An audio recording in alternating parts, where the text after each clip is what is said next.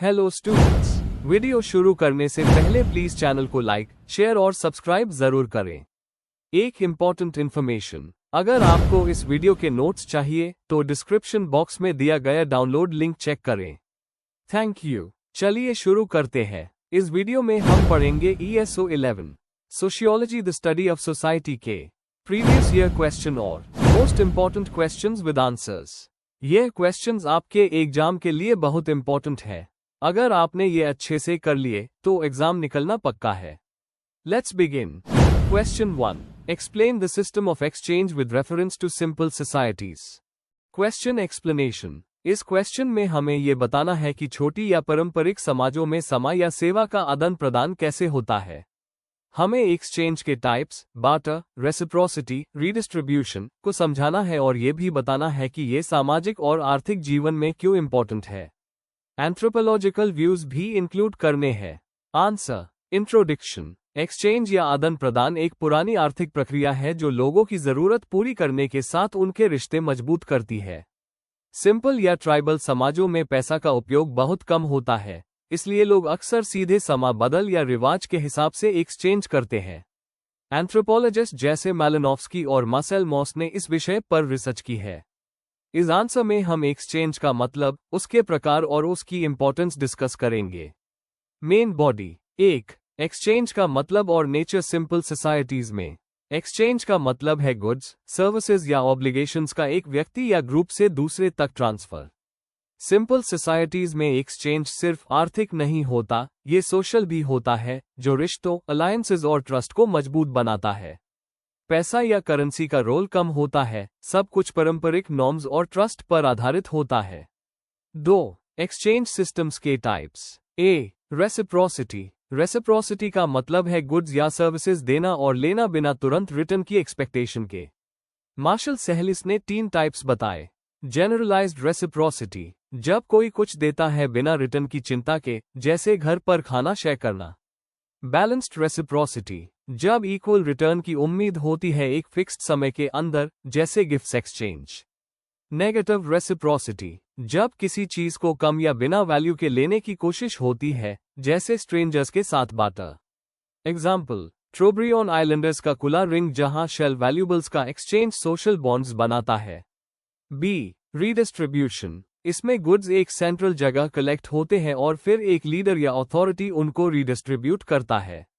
अक्सर ऐसे समाज में देखा जाता है जहां एक चीफ या प्रमुख होता है जो रिसोर्सेज डिवाइड करता है। एग्जाम्पल, नॉर्थवेस्ट कोस्ट ट्राइब्स का पुटलाच सेरेमनी जहां चीफ्स अपना धन बांटकर स्टेटस दिखाते हैं। सी. बार्टर, यह डायरेक्ट एक्सचेंज है गुड्स या सर्विसेज का बिना पैसा उसकिए। ज्यादातर उन समाजों में होता है जहां करेंसी का उपयोग नहीं होता। एग्जाम्पल, ट्राइबल एरियाज में अनाज के बदले टूल्स लेना।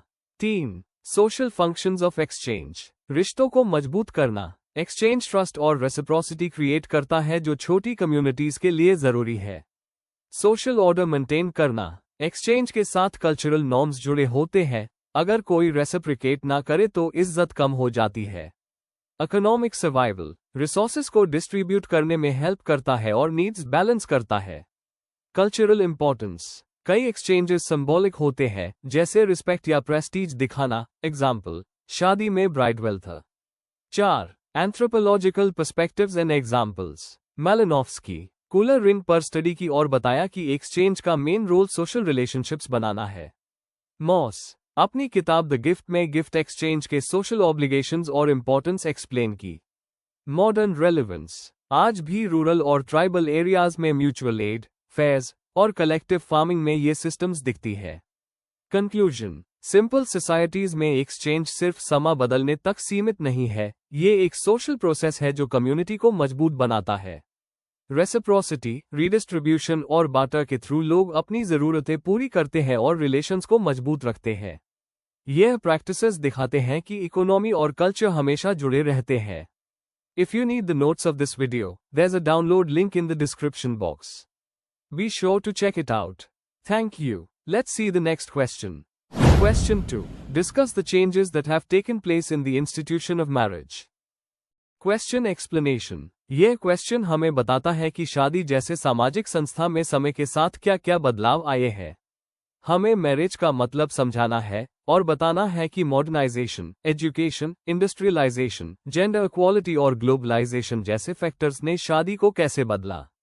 आंसर। इंट्रोडक्शन। शादी एक ऐसी सामाजिक संस्था है जो हर समाज में होती है, जिसमें दो व्यक्तियों का सामाजिक रूप से स्वीकृत संबंध होता है।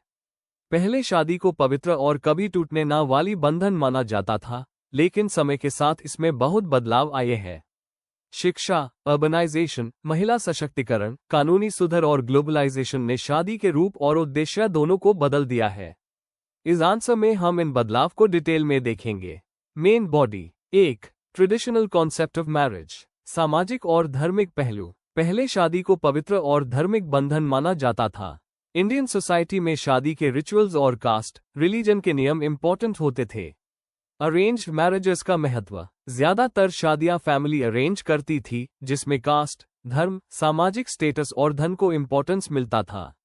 लव मैरिज अनकॉमन थी। Gender roles. पेट्रियार्की डोमिनेंट थी, आदमी कमाने वाला और महिला घर संभालने वाली होती थी। डाउरी और प्रॉपर्टी भी मैरिज डिसीजंस को इन्फ्लुएंस करते थे। 2. मॉडर्नाइजेशन और इंडस्ट्रियलाइजेशन का प्रभाव। एजुकेशन और अर्बन लाइफ। एजुकेशन और शहरों के विकास ने लोगों को ज्यादा इंडिपेंडेंट बनाया, स्पेशली विमेन, जिससे पार्टनर चॉइस में फ्लेक्सिबिलिटी आए। कंपेनियनेट मैरिज का उदय। अब शादी सिर्फ इकोनॉमिक या फैमिली अलायंस नहीं, बल्कि इमोशनल और पर्सनल कंपैटिबिलिटी पर भी फोकस होने लगा।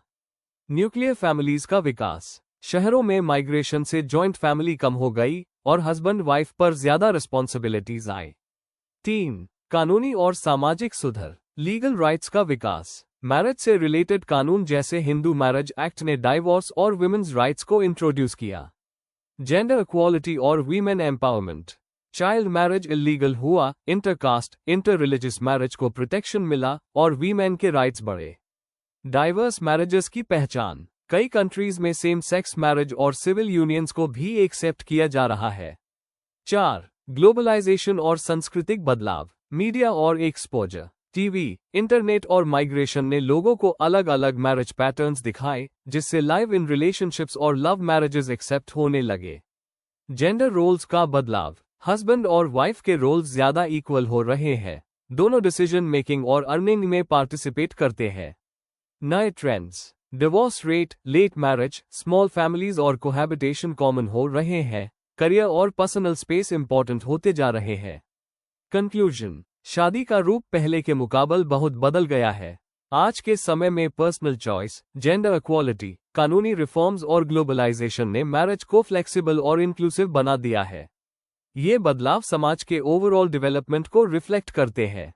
If you need the notes of this video, there's a download link in the description box. Be sure to check it out. Thank you.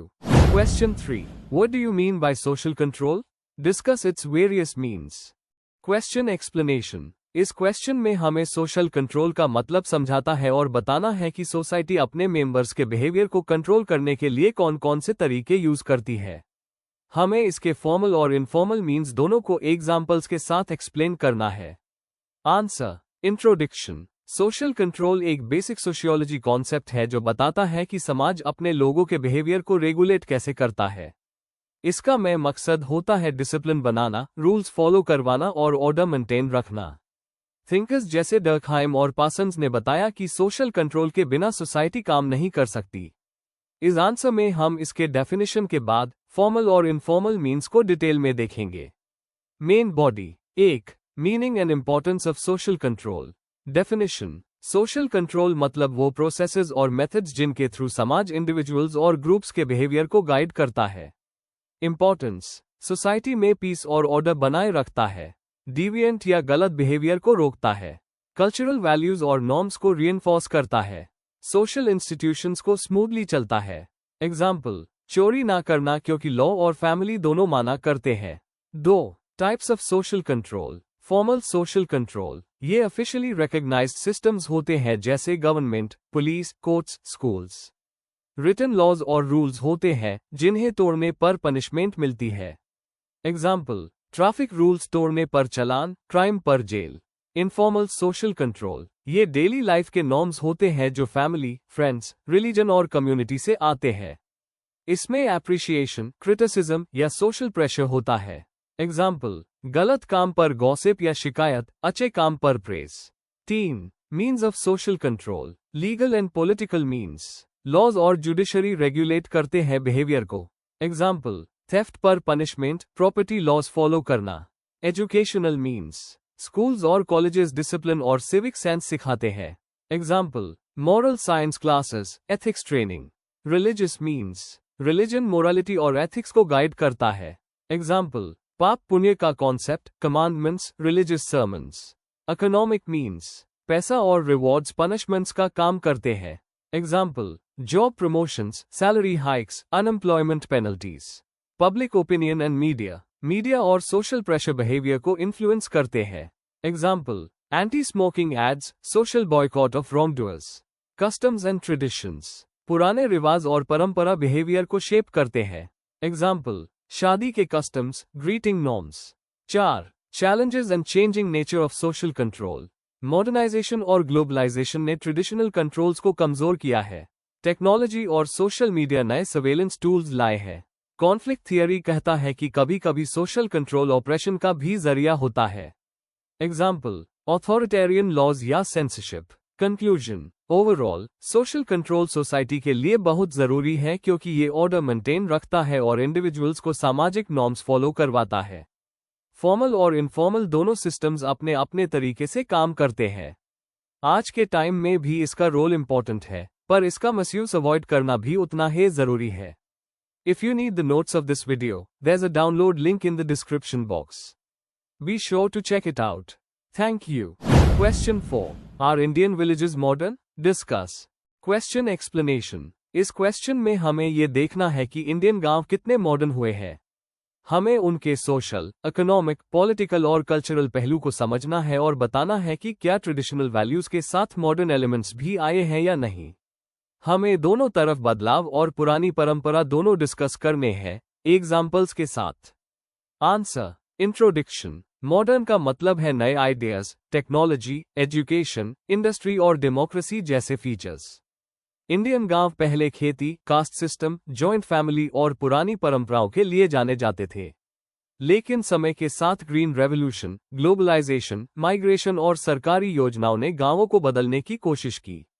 इस answer में हम देखेंगे कि क्या इंडियन गांव को मॉडर्न कहा जा सकता है या नहीं और किस हद तक बदलाव आए हैं। Main body. 1. इकोनॉमिक और रोजगार में बदलाव।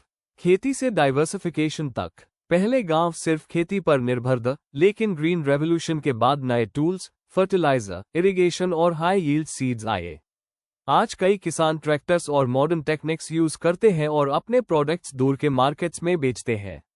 Non farm jobs. फ्लैट गांव के लोग छोटे इंडस्ट्रीज, डेयरी, पोल्ट्री, हैंडीक्राफ्ट्स और सर्विस सेक्टर जॉब्स में भी जा रहे हैं। यूथ का अर्बन माइग्रेशन भी कॉमन है, जिससे पैसा गांव आता है। बैंकिंग और डिजिटलाइजेशन। गांव में बैंक्स, माइक्रो फाइनेंस और यूपीआई जैसे डिजिटल पेमेंट्स ने इकोनॉमी को बदला है। फार्मर्स को लोन्स और सब्सिडीज डायरेक्टली मिल रहे हैं। 2. समाज और संस्कृति में बदलाव। कास्ट बैरियर्स कम हुए। पहले कास्ट सिस्टम बहुत स्ट्रांग था। एजुकेशन, लॉ और अवेयरनेस से कुछ रिस्ट्रिक्शंस कम हुए हैं। इंटरकास्ट मैरिजेस भी कुछ जगह बढ़ रही है। फैमिली और जेंडर रोल्स। जॉइंट फैमिलीज अब न्यूक्लियर फैमिलीज में बदल रही है माइग्रेशन और इकोनॉमिक प्रेशर्स की वजह से। वुमेन एसएचजी, पंचायत्स और एजुकेशन में ज्यादा एक्टिव हो रही है।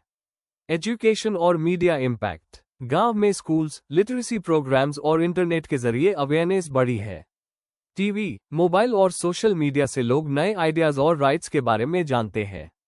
3. पॉलिटिकल और गवर्नेंस चेंजेस। पंचायती राज। 73rd अमेंडमेंट के बाद गांव को डिसीजन मेकिंग पावर मिली। पीआरआई सैनिटेशन, रोड्स, हेल्थ और वेलफेयर के लिए प्लानिंग करते हैं। Democratic participation. Rural voters actively elections में हिस्सा लेते हैं। वीमेन और मार्जिनलाइज्ड के लिए रिजर्वेशन से पॉलिटिक्स इंक्लूसिव बनी है। Government schemes. एमजी नरेगा, स्वच्छ भारत, पीएम ग्राम सड़क योजना जैसे प्रोग्राम्स ने विलेजेस को ट्रांसफॉर्म किया है। रोड्स, इलेक्ट्रिसिटी और हेल्थ सर्विसेज बेहतर हुई है। 4. चैलेंजेस और कंटिन्यूटीज। ट्रेडिशंस अभी भी है। बहुत से गांवों में कास्ट आइडेंटिटी स्ट्रांग है। डारी और जेंडर इश्यूज अभी भी है। सुपरस्टिशंस भी कॉमन है। Economic problems, land distribution unequal है, स्मॉल फार्मर्स स्ट्रगल करते हैं और कर्ज भी ज्यादा है। अर्बन रूरल गैप, कुछ गांव मॉडर्न हो गए हैं लेकिन रिमोट एरियाज अभी भी पीछे हैं, वहां स्कूल्स, हेल्थ और कनेक्टिविटी वीक है। कंक्लूजन, इंडियन विलेजेस ने बहुत बदलाव देखे हैं, इकोनॉमी, सोसाइटी और पॉलिटिक्स में नए एलिमेंट्स आए हैं, लेकिन ट्रेडिशन और मॉडर्निटी दोनों साथ चल रहे हैं। कुछ गांव फास्ट डेवलप हो रहे हैं लेकिन कुछ अभी भी पीछे हैं। इसलिए इंडियन विलेजेस को फुली मॉडर्न नहीं कह सकते, पर वो मॉडर्नाइजेशन की तरफ बढ़ रहे हैं। Before we end, please like, share and subscribe the channel for more such study materials and one important information, अगर आपको नोट्स चाहिए तो डिस्क्रिप्शन बॉक्स में डाउनलोड लिंक दिया हुआ है, जरूर चेक करें। Thank you.